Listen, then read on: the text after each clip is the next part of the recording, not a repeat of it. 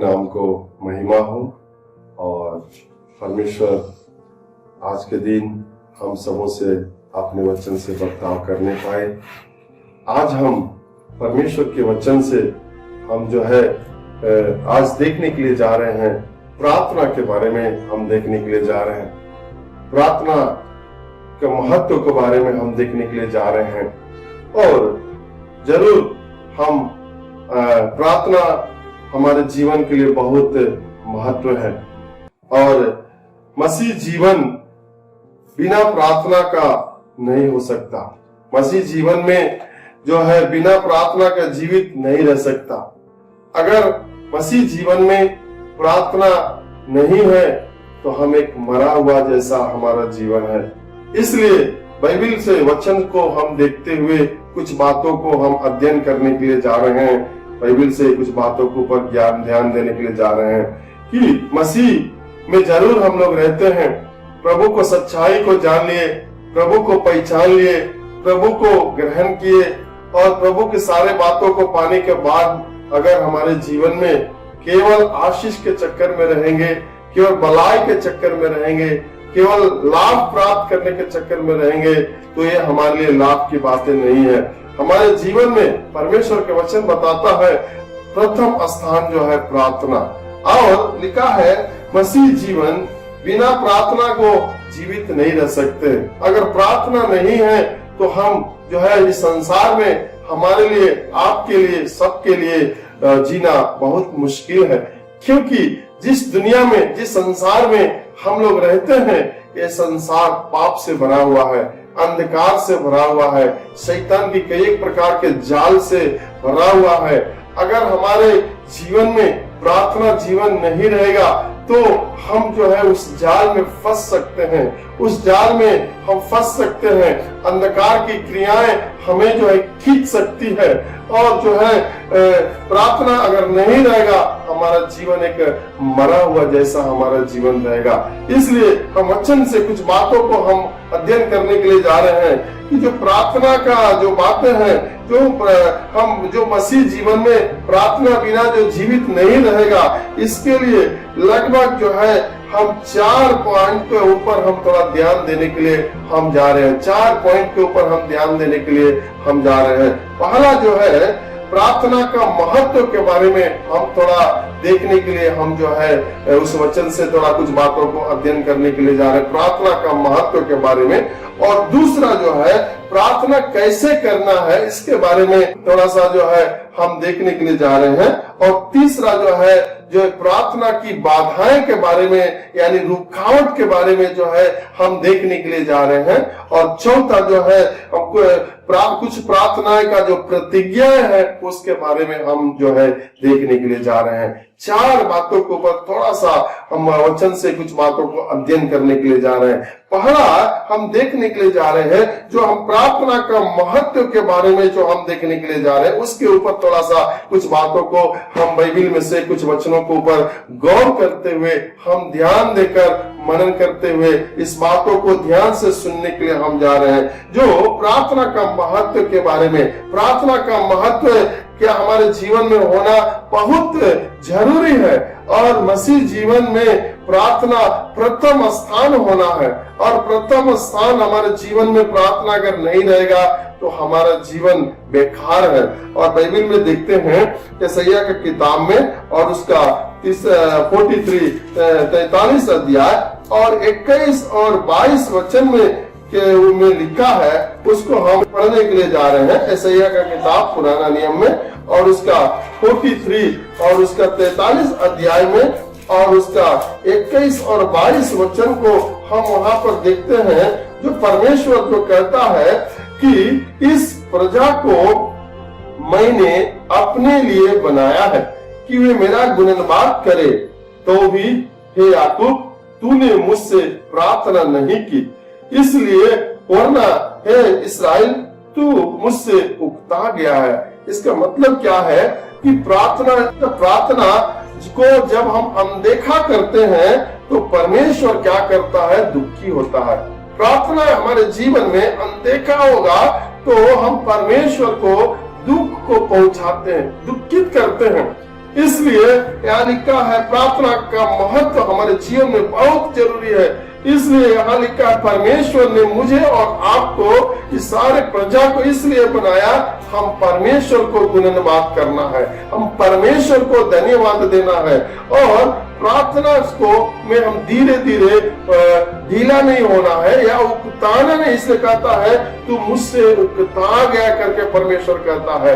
इसलिए इस बात के ऊपर हम ध्यान देने की जरूरत है। इसलिए प्रार्थना को जीवन हमारे लिए बहुत महत्व करके लिखा हुआ है। दूसरा बात इसमें लिखा है कि प्रार्थना के जीवन में जब हमारे कमी रहेगी तो हमारे जीवन में बहुत से बुराइयां उत्पन्न होती है, बहुत बुराई उत्पन्न होता है।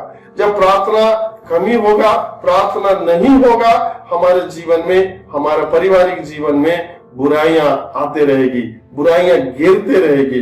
बाइबल में लिखा हुआ है, उसको भी दानियल का किताब में और पुराना नियम का किताब दानियल का किताब और उसका 9वां अध्याय में और 13 वचन और 14 वचन को हम वहां पर देखते हैं। लिखा है कि जैसे मूसा की व्यवस्था में लिखा है वैसे ही यह सारे विपत्ति हम पर आ पड़ी, तो भी हम अपने परमेश्वर यहोवा को मानने के लिए न तो अपने अधर्म के काम से फिरे और न तो तेरे सत्य बातों पर ध्यान दिए। इस कारण यहोवा ने सोच विचार कर हम पर विपत्ति डाली है, क्योंकि हमारा परमेश्वर यहोवा जितना काम करता है उन सबों में धर्मी ठहरता है, परंतु हमने उसको नहीं सुनी करके लिखा हुआ है। इसलिए परमेश्वर जो है वचन बताता, अगर प्रार्थना की कमी रहेगी तो हमारे जीवन में बुराइयां आते रहेगा, बुराइयां आते रहेगा, शैतान भी काम करते रहेगा, शैतान भी काम करते रहे। शैतान हमारे जीवन में, हमारा पारिवारिक जीवन में बहुत सारे समस्या को लाता रहेगा। इसलिए प्रार्थना एक आग के समान है।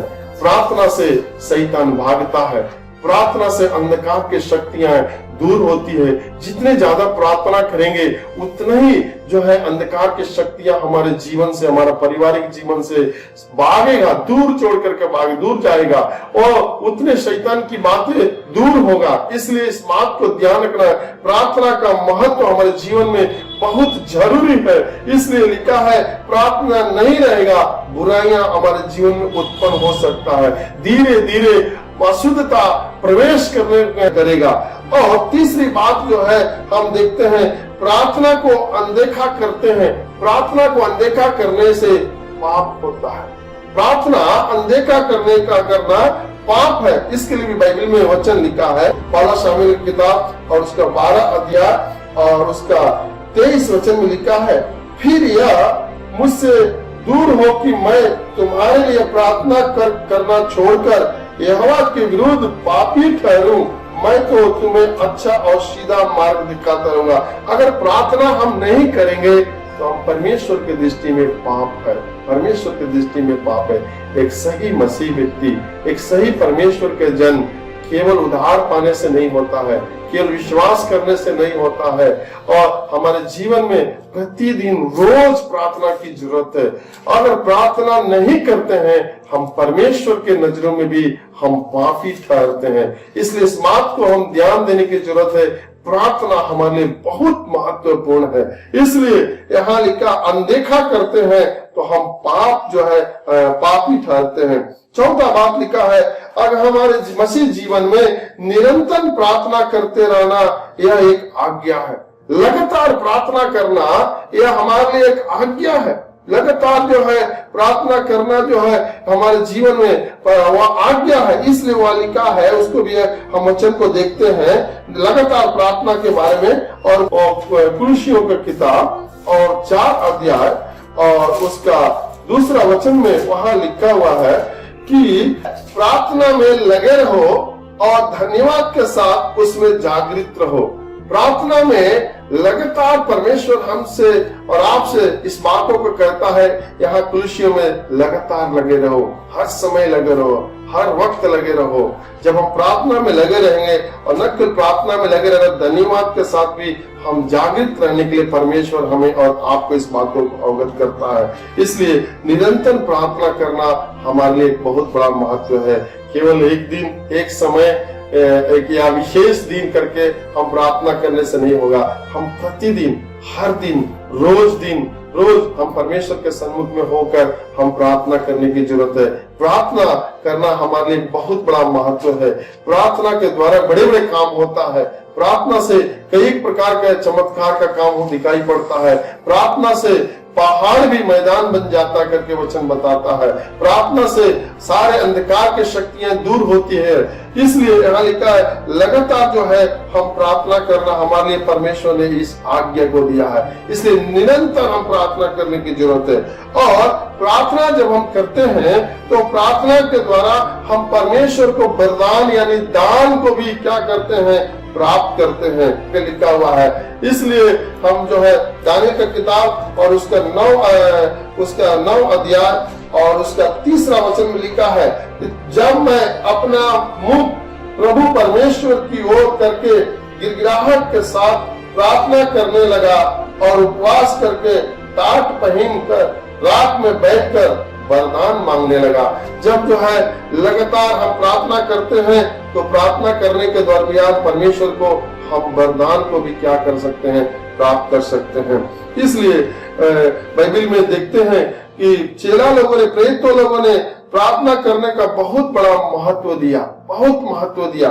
इसलिए प्रेरितों का काम 6 अध्याय का 4 वचन में देखते हैं कि परंतु हम तो प्रार्थना में और वचन की सेवा में लगे रहें। प्रार्थना और वचन की सेवा में हम लगातार लगे रहना। चेला लोग लगातार प्रार्थना में समय बिताया, लगातार वचन की सेवा में वो समय बिताया। प्रेरितों काम में कई एक बातों को हम देखते हैं जो प्रार्थना और वचन का उनके जीवन में लगातार रहा, जारी रहा, तो प्रेरितों के काम में कई एक अद्भुत काम दिखाई पड़ा। कई एक अद्भुत काम के बारे में हम वहां पर अध्ययन करते हैं। कई एक अद्भुत कामों को, चमत्कारों को, हम बड़े बड़े चमत्कारों को उस अध्याय में हम पढ़ते हैं। इसलिए इन बात को परमेश्वर वचन बताता है, प्रार्थना हमारे लिए बहुत बड़ा महत्व है। दूसरी बात को हम यहाँ देखने के लिए जा रहे हैं, प्रार्थना हम कैसे करना है। प्रार्थना जो है हम कम से कम बाइबल में के अनुसार जो है 4 भाग होना चाहिए। प्रार्थना में हमें 4 भाग होना चाहिए। पहला जो है प्रभु को प्रशंसा करना, प्रभु को महिमा करना, तारीफ का प्रशंसा करना, प्रभु को खुश करना। और दूसरा जो है प्रशंसा जब हम करते हैं, बाइबल में भजन संहिता और उसका 95 अध्याय और उसका 6 पद में वहां वचन को हम जो है पढ़ते हैं, आओ हम झुक करके दंडवत करें और अपने कर्ता यहोवा के सामने घुटना टेके। उस महान परमेश्वर को झुक करके हम जितना भी झुकना है, नम्रता के साथ, दीनता के साथ हम प्रभु को सन्मुख में होकर हम क्या करना है, दंडवत करने की जरूरत है, प्रभु को महिमा करने की जरूरत है। और दूसरी बात जो है, हम पाप को अंगीकार करना। हमारे जीवन में पहला प्रभु को प्रशंसा करना, दूसरा जो है पाप को अंगीकार करना। प्रतिदिन रोज हमारे जीवन में कुछ न कुछ छोटा छोटा बात होते रहता है, हम प्रभु के सम्मुख में अंगीकार करने की जरूरत है। प्रभु जाने अनजाने में जो भी हमसे भूल चूक हुआ है, या प्रतिदिन जो हमसे किसी के साथ कुछ बातें हो जाता है, कुछ कड़वा शब्द बोल देते हैं, किसी के साथ कुछ अपराध कर देते हैं, इस सारे बातों को स्मरण करते हुए हम परमेश्वर के सामने जो है हम अपने पाप के, अपने गुनाहों को कबूल करना है। प्रार्थना में हम जो है पहले प्रभु को प्रशंसा करना, दूसरा जो है अपने पापों को क्या करना, अंगीकार करना, यानी पश्चाताप करना। भजन संहिता 32 के 5 में इस बातों को लिखा है, अपने पापों को तुम अंगीकार करो। अगर जब तक हम अंगीकार नहीं करते हैं, हमारी प्रार्थना नहीं सुना जाएगा, हमारी प्रार्थना बेकार है। इसलिए प्रभु को पहले महिमा देना, उसके बाद जो हम अपने पापों का अंगीकार कर, जो पाप भी है उस सारे पापों को परमेश्वर के सामने खुला किताब के जैसा प्रभु से बोलना। जरूर प्रभु हमारा सारे बात को जानता है, सारे बातों को देखता है, फिर भी प्रभु मेरे मुंह से, आपके मुंह से इस बातों को सुनने के लिए चाहता है। जब तक हम प्रभु के सन्मुख में हम अंगीकार नहीं करते हैं और तब तक प्रभु को हम प्रार्थना में हम नहीं बैठ सकते, या प्रार्थना में बैठते हैं हमारी प्रार्थना भी ऊपर नहीं जा सकता है। इसलिए पाप को भी अंगीकार करना और साथ ही साथ पश्चाताप करना, प्रभु जी हमसे गलती हो गया, हमसे भूल हो गया, हम पापी हैं, इस जिस क्षेत्र में पाप किए उसको मुझे क्षमा कर दीजिए, मुझे माफ कर दीजिए। हम प्रभु के सन्मुख में लगातार इस बातों को अंगीकार करने की जरूरत है। दूसरी बात उसमें है तो प्रभु को धन्यवाद देना। फिलिपियों 4:6 में हम पढ़ते हैं, हर बात के लिए हम क्या करना, धन्यवाद देना, सारे बात के लिए धन्यवाद देना। प्रभु को धन्यवाद, हमारे जीवन में भलाई हो उसको भी धन्यवाद देना, हमारे जीवन में प्रभु ने कुछ ताड़ना दिया है उसके लिए भी धन्यवाद देना है। भलाई में बुराई में सारे बातों में हम प्रभु को धन्यवाद देना। अगर हम धन्यवाद देते हैं प्रभु हमसे प्रसन्न रहता है, प्रभु मगन होता है, प्रभु हमसे और आपसे किसी बात का इंतजार नहीं करता। जो कुछ हमारे जीवन में वो करता है, प्रतिदिन करता है, और जो भी हमारे जीवन में आशीष देता है प्रतिदिन वो आशीष देता है। उस बातों को हम पाप करके, हम स्मरण करके, एक एक भलाई को स्मरण करके हम प्रभु को क्या करना है, धन्यवाद देना। जब हम धन्यवाद देते हैं परमेश्वर आनंदित और मगन होता है। हमारा जीवन छोटी छोटी बातों के लिए धन्यवादित होना है। मसीह जीवन छोटा छोटा बात के लिए धन्यवादित होना है। जो भी हमारे जीवन में भलाई को हम पाते हैं, आशीष को पाते हैं, या परमेश्वर की ओर से हो या मनुष्य की ओर से भी अगर हम भलाई को प्राप्त करते हैं, हमारा हृदय धन्यवादित होना है, धन्यवादित होना है। इसलिए उसको धन्यवाद देना कभी नहीं भूलना है, कभी नहीं भूलना है। अगर हम धन्यवाद देते हैं परमेश्वर की वहां पर भी महिमा होती है, परमेश्वर में और आशीष देता है। इसलिए इस सुबह के बेला में प्यारो, परमेश्वर के वचन में इस प्रार्थना के विषय में हमें सिखाता है, प्रार्थना बिना मसीह जीवन बेकार है। प्रार्थना अगर नहीं है हम एक मरा हुआ समय के जैसा है।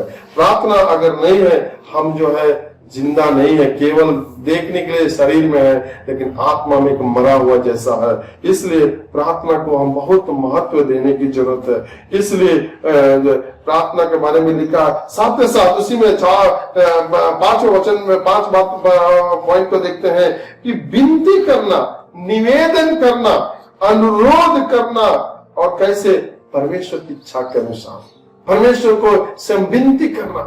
प्रभु को जैसे पहला तिमोथी का किताब और उसका 2 अध्याय और उसका पहला वचन को वहां पर हम देखते हैं, लिखा है, हे भाइयों, हम अपने प्रभु यीशु मसीह के आने और उसके पास अपने इकट्ठे होने के विषय में तुमसे विनती करते हैं।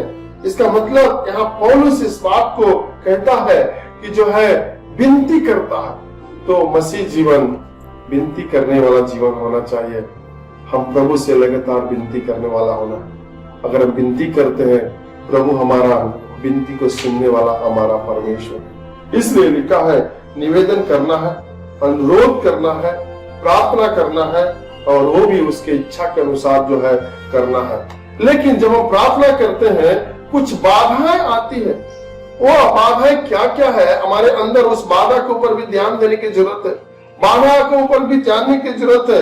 अगर हम प्रार्थना करते हैं उस बाधा को भी ध्यान, अगर बाधा रहेगा तो रुकावट रहेगा, हमारी प्रार्थना परमेश्वर नहीं ग्रहण करेगा। वो बाधा क्या है? अविश्वास। पहला उसमें लिखा प्रार्थना में बाधा अविश्वास। याकूब की किताब और उसका पहला अध्याय और 6 और 7 में लिखा है, अगर जो है अविश्वास रहेगा तो हमारे प्रार्थना में बाधा हो सकती है, प्रार्थना में रुकावट हो सकता है, और हमारी प्रार्थना परमेश्वर को ग्रहण नहीं हो सकता है। दूसरा जो है कि मरकुस का किताब और 11 अध्याय का 25 वचन में वहां पर हम देखते हैं क्षमा न करने वाली बातें। अगर हमारा दिल जो है हमारा क्षमा नहीं करता है किसी के प्रति, तो वो भी जो है हमारी प्रार्थना में बहुत बड़ा बाधा है, हमारी प्रार्थना के लिए बहुत बड़ा रुकावट है। हमारा जो है इस बात को ध्यान, विश्वास प्रार्थना करते हैं, विश्वास संपूर्ण मन से होना। प्रभु जरूर हमारे लिए करेगा, जरूर देगा। इस बात में एकदम संदेह नहीं करना। अगर संदेह रहेगा हमारे विश्वास में तो वहां प्रार्थना नहीं सुना जाएगा। दूसरा जो है, अगर हम क्षमा नहीं करते हैं किसी को अपराध को, तो वहां भी जो है हमारी प्रार्थना जो है नहीं सुना जाएगा। इसलिए वचन बताता है क्षमा न करने वाली आत्मा ये भी एक बाधा है। इसलिए और तीसरी बात है दुष्टता। अगर दुष्टता का स्वभाव रहेगा तो वहां भी जो है प्रार्थना का एक बाधा उत्पन्न होता है।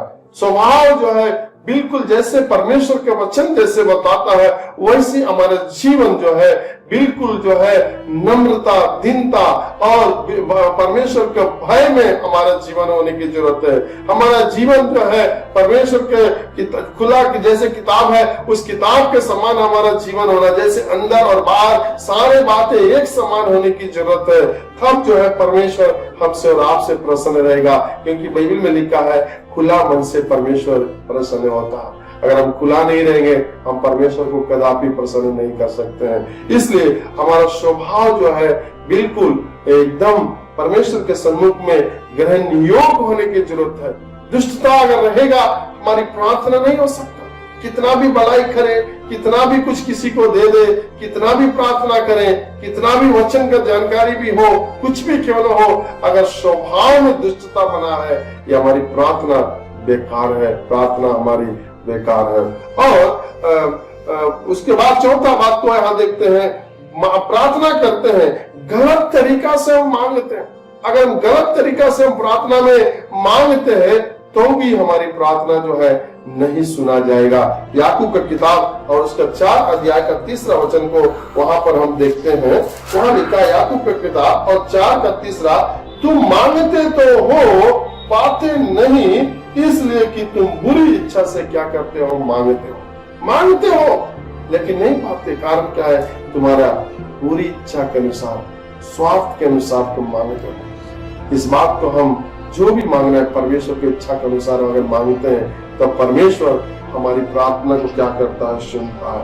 और चौथा पॉइंट हम देखकर इस बातों को ध्यान देने के लिए जा रहे हैं कि जो कुछ प्रार्थना की बातें हैं वो प्रतिज्ञा है, वो क्या है उसको भी कुछ बातों को, 1-2 बातों को बोलकर हम अंत करने के लिए चाहते हैं। वहां लिखा है मत्ती की सुसमाचार का किताब और उसका 11 अध्याय और 24 वचन को हम वहां पर पढ़ते हैं। मत्ती की सुसमाचार किताब और 11 अध्याय और 24 वचन में लिखा है, इसलिए मैं तुमसे कहता हूं कि जो कुछ तुम प्रार्थना करके मांगो तो प्रीति कर लो, तुम्हें मिल गया और तुम्हारे लिए हो जाएगा। जब हम प्रार्थना में मांगते हैं तो प्रभु हमें कहता है तुम क्या करना, विश्वास करो, मिल गया, जरूर मिल जाएगा। विश्वास करेंगे उस प्रार्थना की बातों में, प्रभु जरूर हमें देगा, जरूर मिल जाएगा करके लिखा हुआ। और यूहन्ना का 15 का 7 वचन में लिखा हुआ है, यूहन्ना के सुसमाचार और उसका 15 अध्याय और उसका 7 वचन में लिखा हुआ है। वहां पढ़े हैं अगर हम प्रार्थना में मांगेंगे विश्वास के साथ और अगर विश्वास प्रभु दे दिया जरूर मिल जाएगा। लेकिन 15 अध्याय का 7 वचन में वहां लिखा हुआ है कि यदि तुम मुझ में बने रहो और मेरा वचन तुम में बना रहे तो जो चाहो मांगो वो तुम्हारे लिए हो जाएगा। अगर हम प्रभु में बने रहेंगे, जैसे डाली पेड़ के साथ सटा रहता है, सदा जुटा रहता है, बना रहता है, तभी उसमें फल, फूल और पत्ता और छाया सब कुछ निकलता है। अगर जब तक जुटा नहीं रहेगा उसमें से कुछ भी बातें नहीं हो सकता। इसलिए यहाँ परमेश्वर का वचन बताता है अगर तुम मुझ में बने रहो, मेरा वचन तुझ में बना रहे, तब तुम जो चाहो मांगोगे तुम्हारे लिए हो जाएगा। तब हम प्रार्थना में मांगेंगे हो जाएगा। अगर हम सही ढंग से प्रभु में हम बने रहेंगे, सही ढंग से प्रभु में जुड़े रहेंगे, प्रभु का वचन जो है वो मेरे अंदर बना रहेगा, तभी हमारा प्रार्थना प्रभु सुनेगा, तभी हमारी प्रार्थना प्रभु ग्रहण करेगा। अगर वचन नहीं है हमारा प्रार्थना प्रभु नहीं सुन सकता। इसलिए इस बात को ध्यान कर ज्यादा से ज्यादा हम प्रभु के नजदीक जाने की जरूरत है। प्रभु के वचन को हमें ज्यादा से ज्यादा मनन करने की जरूरत है। प्रभु के वचन को मनन करके हम अपने जीवन में लागू करने की जरूरत है, चलने की जरूरत है, और तब प्रभु हमसे प्रसन्न होता है। बिना प्रार्थना, बिना वचन हमारे सारे बातें बेकार है। इसलिए यहाँ पर लिखा कि हमारे लिए प्रभु वायदा दिया है, संदेह नहीं करना, विश्वास से मांगना, प्रभु में जुड़े रहना और उसका आज्ञा हमारे अंदर बना रहना, तब हमारे जीवन में प्रार्थना का उत्तर मिलेगा।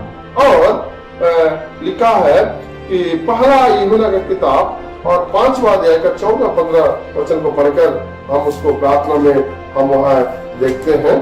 पहला यूहन्ना का किताब और उसका 5वां अध्याय और उसका जो है 14 वचन और 15 वचन को वहां पर हम देखते हैं। लिखा है कि और हमें उसके सामने जो हियाव होता है वह यह है कि यदि हम उसकी इच्छा के अनुसार तुम मांगते हैं तो हमारी सुनता। जब हम जानते हैं कि जो कुछ हम मांगते हैं वह हमारी सुनता है, और वो भी जानते हैं कि जो कुछ हमने उसे मांगा और पाया। हम परमेश्वर की इच्छा के अनुसार अगर मांगते हैं, परमेश्वर सुनता भी है, प्रभु देखता है। जरूर परमेश्वर हमारी आवश्यकता को जानता है, हमारे कमी घटी को जानता है, हमारा परिवार की परिस्थिति को जानता है, हमें क्या चाहिए सब कुछ जानता है, सब कुछ जानता है। परमेश्वर देखता भी है, लेकिन फिर भी वो हमारे मुंह से सुनने के लिए चाहता है। अगर हम सच्चे दिल से, सच्चे मन से अगर परमेश्वर की इच्छा के अनुसार अगर हम प्रार्थना में मांगते हैं, प्रभु हमारी प्रार्थना को जरूर उत्तर देगा, जरूर हमारी प्रार्थना को सुनेगा, हमारा प्रार्थना को ग्रहण करेगा, हमें आशीष देगा। और हम यहाँ देखते हैं इब्रानियों का किताब 4 अध्याय का और उसका 16 वचन को वहां पर हम पढ़ते हैं। इब्रानियों की किताब और उसका 4 अध्याय और 16 वचन में लिखा है, इसलिए आओ हम अनुग्रह के सिंहासन के निकट हियाव बांध कर चले कि हम पर दया हो और वह अनुग्रह पाए जो आवश्यकता के समय हमारी सहायता करे, आवश्यकता के समय हमारी सहायता करे। इसलिए इस बात को प्रभु हमें क्या करता है, हमारे जब जरूरत होता है प्रभु हमें सहायता करता है। इसलिए आइए हम प्रभु को धन्यवाद देने के लिए जा रहे हैं, प्रभु को हम महिमा करने के लिए जा रहे हैं, प्रभु को तारीफ करने के लिए जा रहे हैं, और साथ ही साथ हम परमेश्वर के चरणों तले हम अपने को पूरी तौर से सौंपने के लिए जा रहे हैं। अगर आप प्रभु को अगर सच्चाई को जान लिए हैं, प्रभु को पहचान लिए हैं, सही ढंग से जाने यीशु ही हमारा सच्चा परमेश्वर है, वही जिंदा हमारा खुदा हमारा परमेश्वर है। उस परमेश्वर को जब जानने के बाद, तो परमेश्वर को जानने के बाद अगर हमारे जीवन में प्रार्थना नहीं है, हमारे सारी बातें बेकार है। इसलिए मसीह जीवन प्रार्थना के बगैर एक मरा हुआ समान है। इसलिए आइए हम एक और बार अपने को सौंपते हुए, अपनी आंखों को बंद कर और अपने सिरों को झुकाकर, अपने हाथ को जोड़कर उस प्रभु के सम्मुख में अपने को सौंपते हुए हम पूरे मन से, दिल से हम प्रार्थना करने के लिए जा रहे हैं, प्रभु को पुकारने के लिए जा रहे हैं। और जैसे इन वचनों को हम थोड़ा देखे हैं, मनन किए हैं, प्रार्थना का महत्व हमारे जीवन में बहुत जरूरी है। अगर महत्व नहीं देते हैं, प्रभु जो है हमसे, आपसे नाराज होता है। अगर प्रार्थना नहीं करते हैं, ये भी एक पाप के समान है, ये भी एक पाप के समान है। प्रार्थना अगर नहीं करते हैं, हमारे जीवन में बुराइयां आक्रमण करता है, शैतान की युक्तियां आक्रमण करता है, कई प्रकार की अशुद्धता हमारे लिए पीछा करता है। इसलिए प्यारे भाई बहन, इस बात को ध्यान में रखते हुए हम अपने को सौंपने की जरूरत है।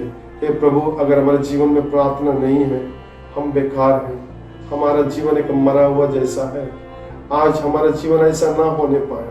हम तेरे सच्चाई को जानने के बाद, तुझे पहचानने के बाद प्रभु, हम प्रतिदिन तुझको अपने जीवन में, अपने समय में, अपने काम में, अपने सारे बातों में, अपने परिवार में प्रथम स्थान तुझको देने पाऊं, प्रथम स्थान तुझको देने पाऊं।